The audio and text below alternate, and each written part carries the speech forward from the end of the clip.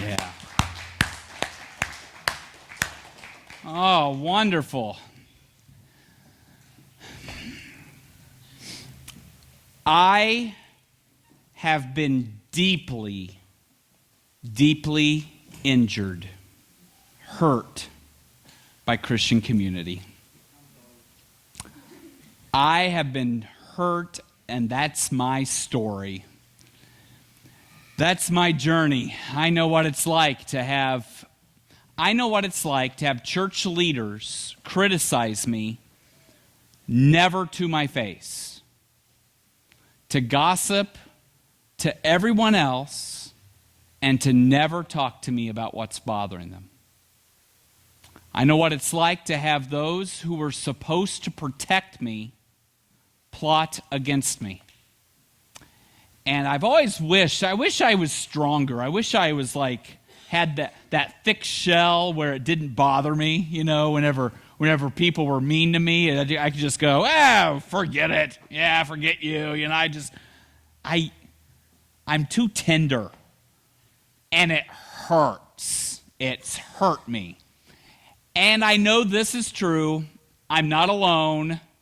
I am not the first person to be hurt by church community, or for that matter, any community.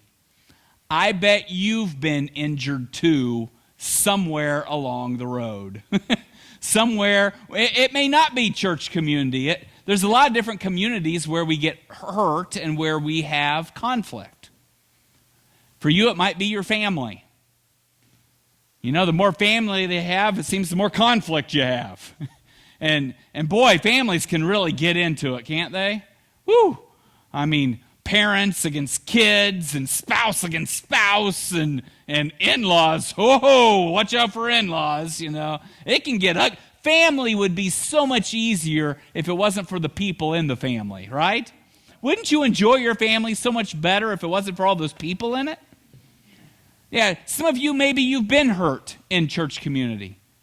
And maybe you've had someone that's been very divisive or have wronged you in a very painful way, and that it runs deep. Wouldn't church be just great if it wasn't for all those people in it? Wouldn't that be awesome if we could go to church and not have to worry about people problems? Surely no one in here has problems at work. Conflict in the workplace. Have you ever the only reason you showed up to work is because you had to? It's you can quit the church, you can avoid your family, but you have to get the paycheck. So you just show up and go, beat me up.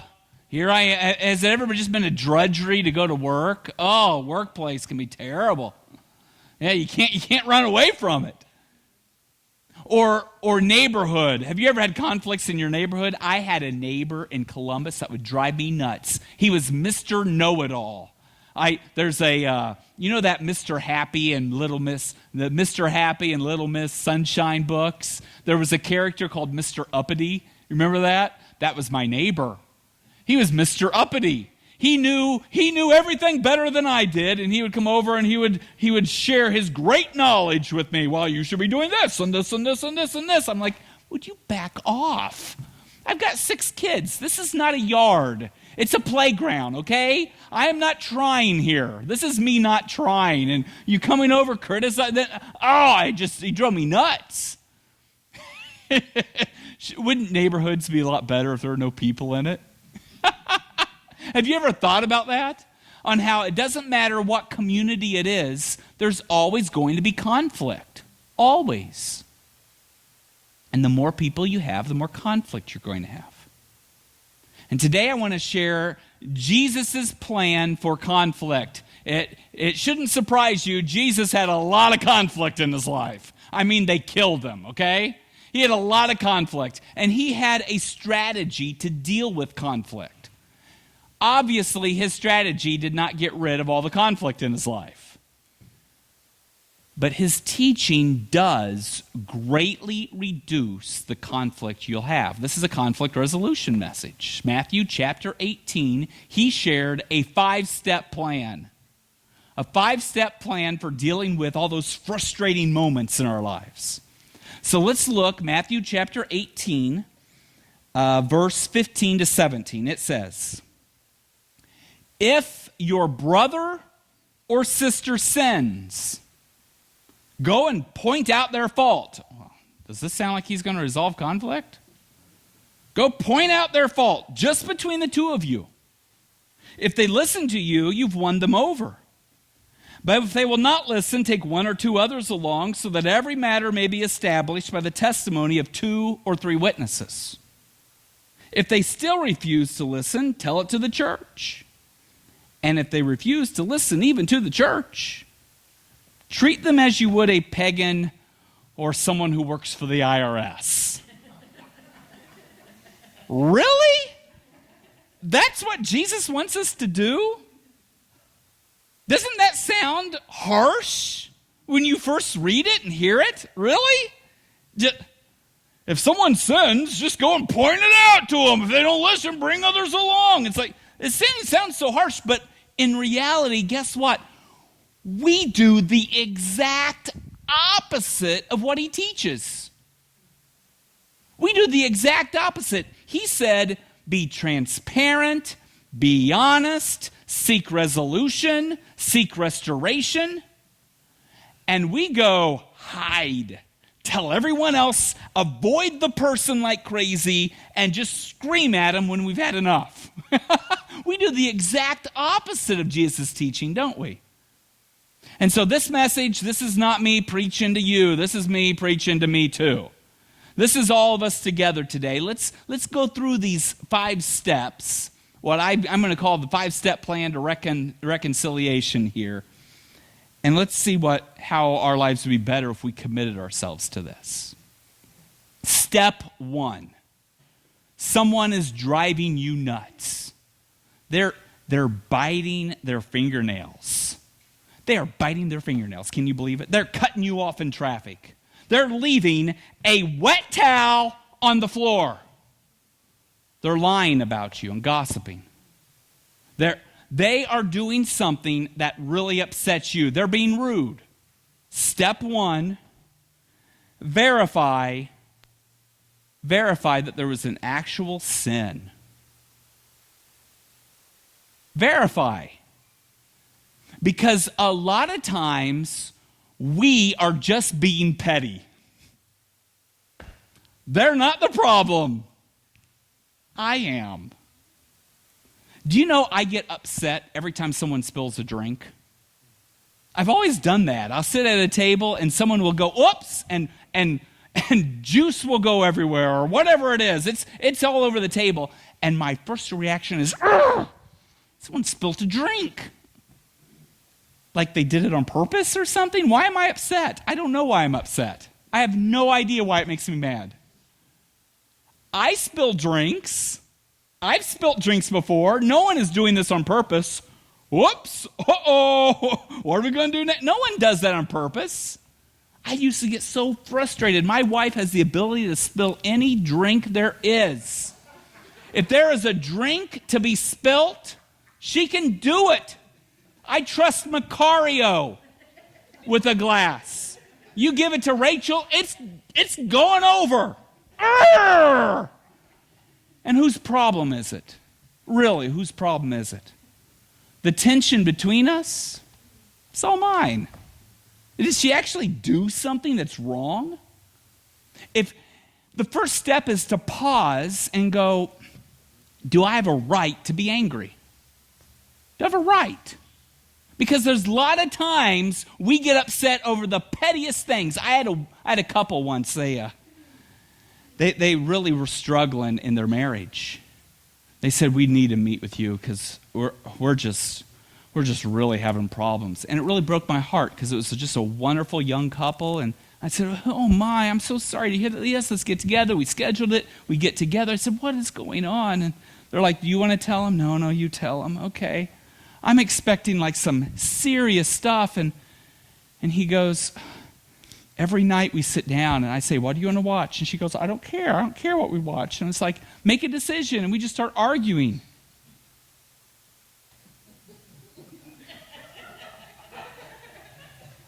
And is that when he lies about you and cheats on you and steals money? Is that when he throws things? And it's like, that's the problem? Yeah. And they were, of course, it was really bothering them because they were having a fight each night. But the good news was, it wasn't unfixable. All you have to do is go, okay. And it's over. Just forgive them. Forgiveness is an easy, quick step to reconciliation.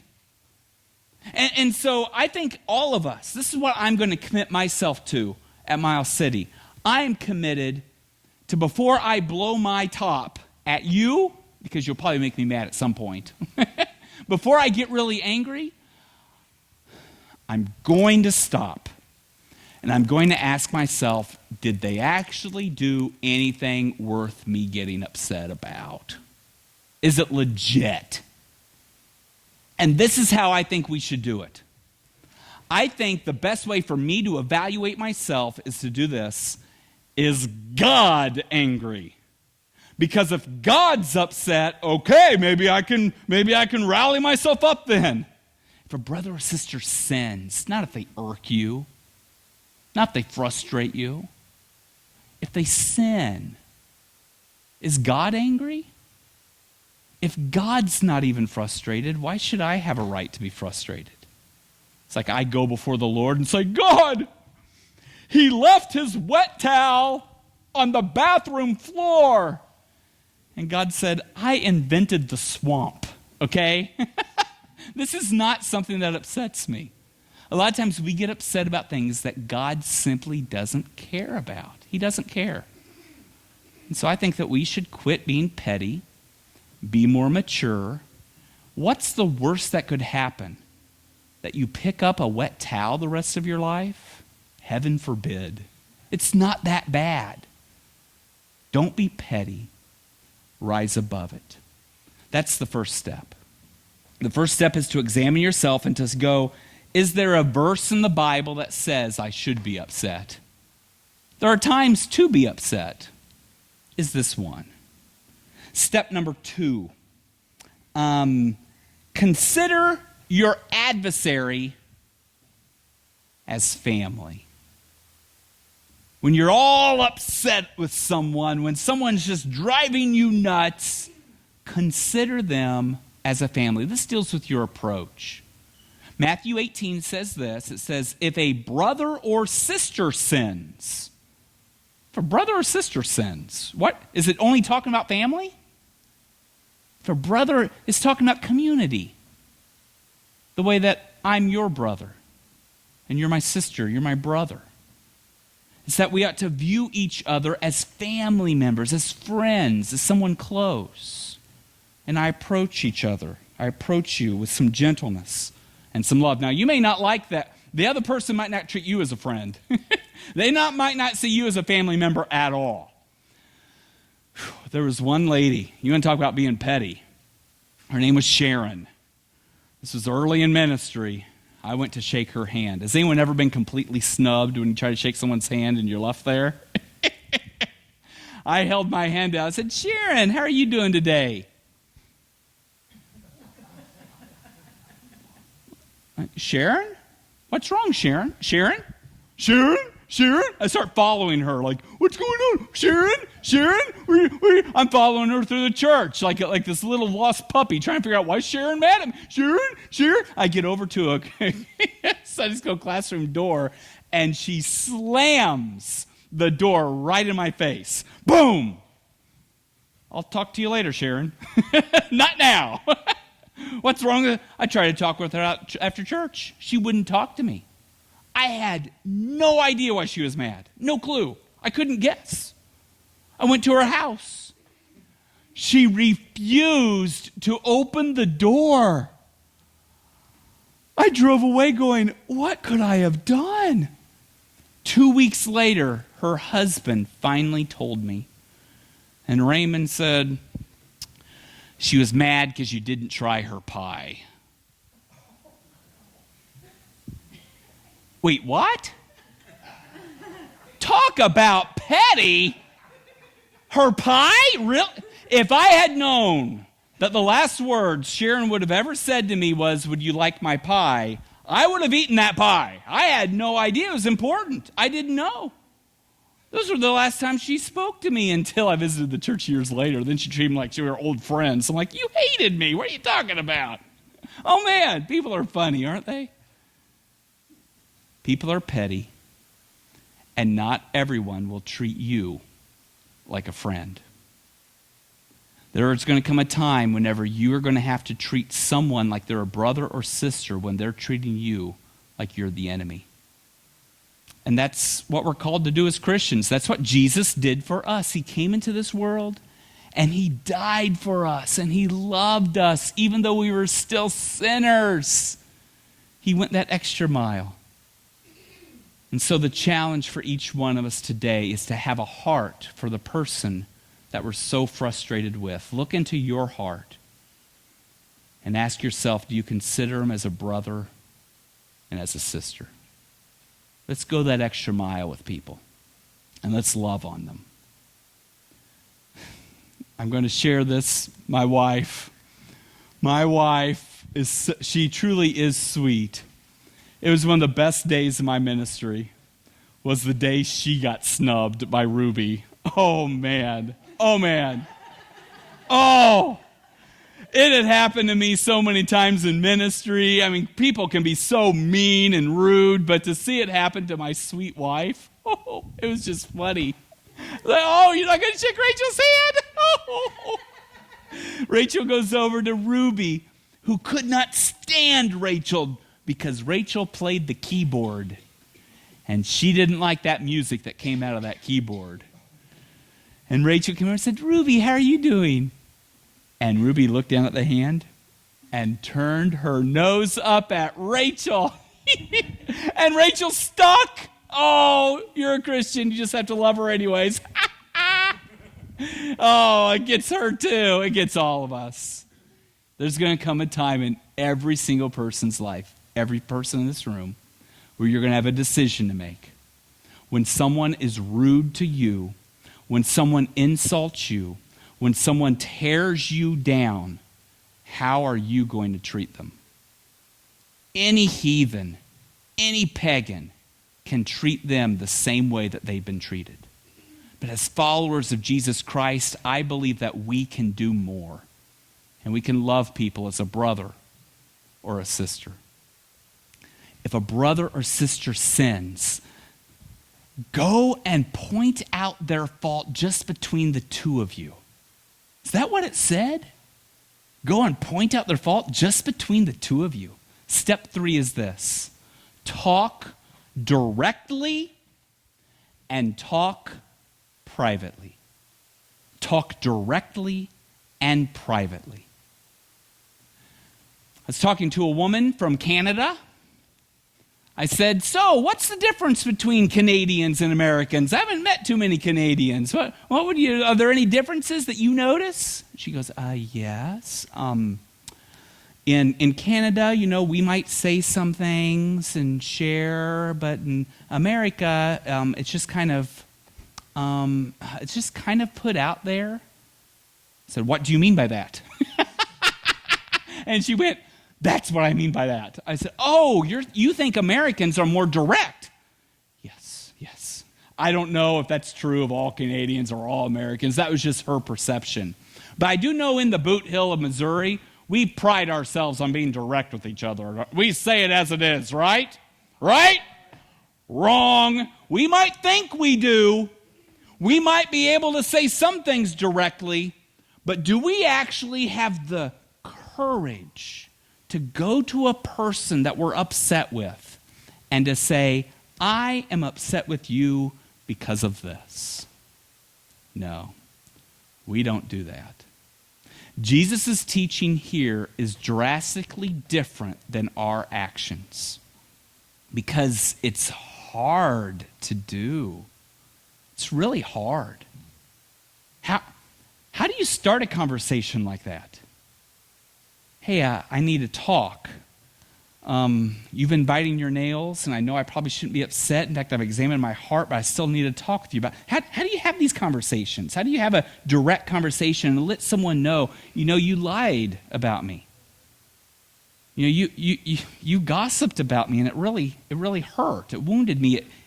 To share that, for me to say what I mean, for me to just say this is what I want, it makes me vulnerable. Makes me vulnerable. It puts me in a position where I'm kind of needing something from you now for our relationship to continue. It's hard to do. It's risky. It's challenging. Are you going to make the situation worse or better? There's so much risk involved here. And that's what Jesus calls us to do. To go over and to take a risk and to point out what the problem is. This is the problem. I'm upset, and this is why.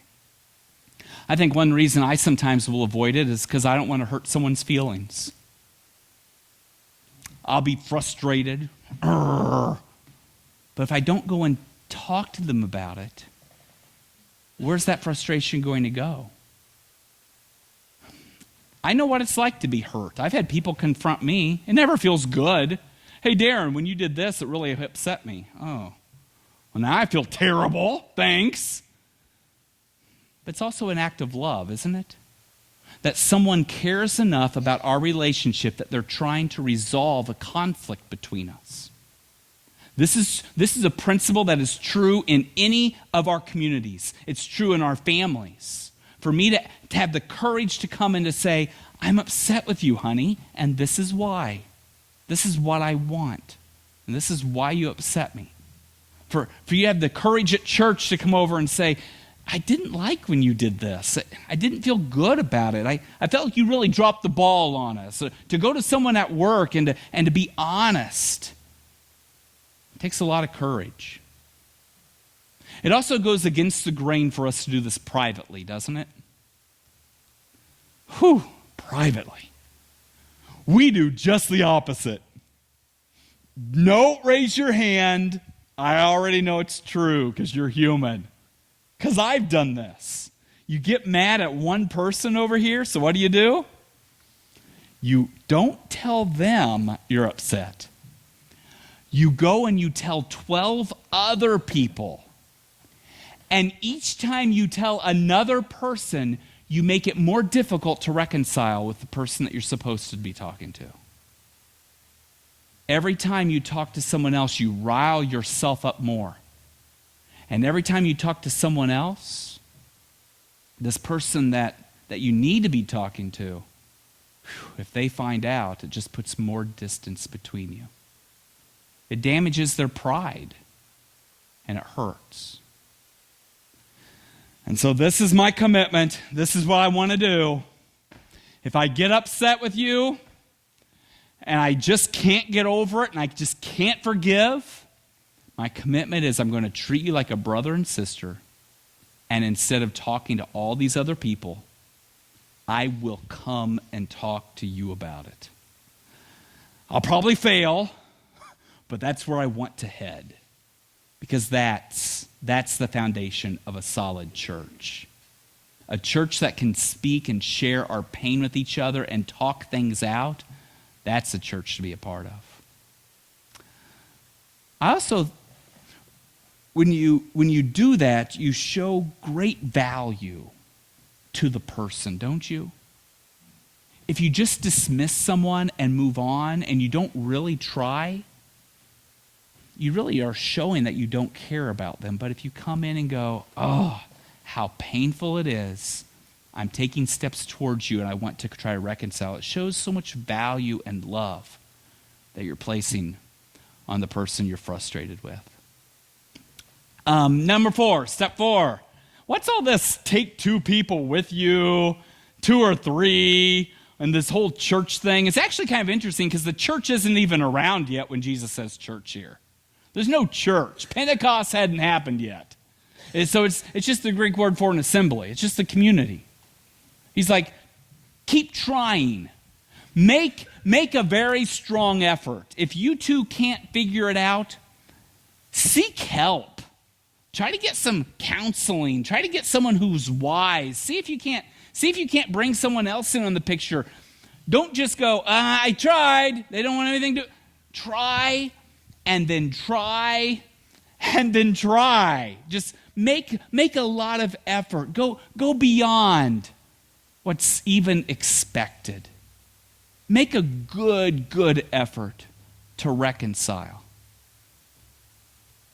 There's 2 women at a church I was serving at that got in a huge fight. It was as ugly as you can imagine. They were very, very close friends, and one of them confided in the other that her and her husband had not been intimate for a while. And so this friend took this information and wanted to help. So what did she do?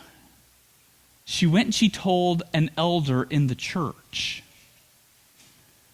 And the elder heard this, and the elder wanted to help. So what did he do? Start cringing. He didn't talk to Darren. He went around and rounded up 3 other elders.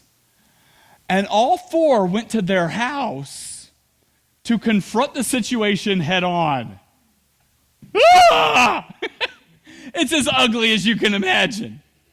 So here this couple is just sitting in their living room one night, and they get a knock on the door. They open it up, and there's 4 elders. They say, hey, can we come in? Well, yeah. So here come their church leaders who came in and sat down, and they said, yeah, we need to talk to you. How's your marriage? How are things going? We heard you guys having some troubles. Woo! Isn't it? Oh, no. Churches blow it all the time, don't they? Now, needless to say, these 2 women now are completely at odds. They want nothing to do with each other. They've been so hurt and upset. They've said some pretty ugly, mean things. And I loved both of them so much. And I knew this was just a situation that spiraled way out of control, which is what happens in any community. So I called them up, asked them to meet me in my office. They came in. I didn't tell each one that the other one was coming. And then I made sure both of them were in the office, and I took my chair and I put it next to the door. And I sat down and I said, we're not leaving until we talk about this a lot. We've got to talk about this. I love both of you. I'm so sorry this has spiraled out of control. I am embarrassed that it has, but you guys have to talk. It took a couple of hours. There were things said in my office I never thought I'd heard say in my office. Whoa! Sparks flew. But after a couple hours, one of them started saying, I just was trying to help and I didn't know what to do. I shouldn't have done anything. I'm so sorry. I know you're trying to help. I'm just really embarrassed and I just this. And I saw these 2 women embrace and hug. I thought, oh, good. I thought they might try to kill me at the end of it, you know. We don't want to be haphazard. I don't think Jesus was teaching this strange approach towards reconciliation where we barge in and try to make sure everyone's in line. I believe what he's saying is you want someone and you want to go to someone who wants to fight for your relationships. Someone that everyone respects. Someone that both sides love. And if you're talking to someone and you're trying to work things out and you're not getting anywhere, I bet if you take these steps, I bet if you stop with step 1 and just find out what's petty, I bet that takes care of like 80% of all of our problems, don't you? Just forget it. Yeah, all that pettiness gone. I bet if you actually go to someone in love, like a brother or sister, and you're direct and you're private with them, I bet that takes care of another like 10 or 15%. I bet we're down to a very small percentage of our problems. And sometimes, though, as you're talking, you're trying to work things out, if you're not getting anywhere, that's when it's time to go, well, what if we talk to this person? Could we bring in Darren, or is there someone else you really respect? What if we talk to this person, or Who would you suggest? Because I really want to work this out. Should we go to a premarital counselor, or not premarital? Should we go to marital counselor for us, or should we? What should we do? How can we bring this back together? Making every effort we can is step 4, even if it's seeking outside help. And then step 5, when you've really sincerely tried, when you've made a lot of efforts and you've taken a step, you've tried to bring in help, you've done everything you can, but they've just bit you, and you just can't connect. Jesus says, yes, there is a time when you just treat them like they work for the IRS. There comes a time when you just have to move on for your own health and your own sanity. Those times should be very few. There shouldn't be a lot of people in your life that you keep blowing off and go, forget them. It's, oh man, do I have a reason to be upset? Let's talk about it. Let's reconcile. Every effort, another effort. Look, it's not that I'm rejecting you. I just can't be pulled down anymore. If you ever have a change of heart, if you ever repent, if you ever want to have a relationship with me, whatever that friction's over, leave the door open. But it might be time for you to knock the dust off your shoes and to move on. And that's usually a time that should be sad, but it also should be a little bit freeing.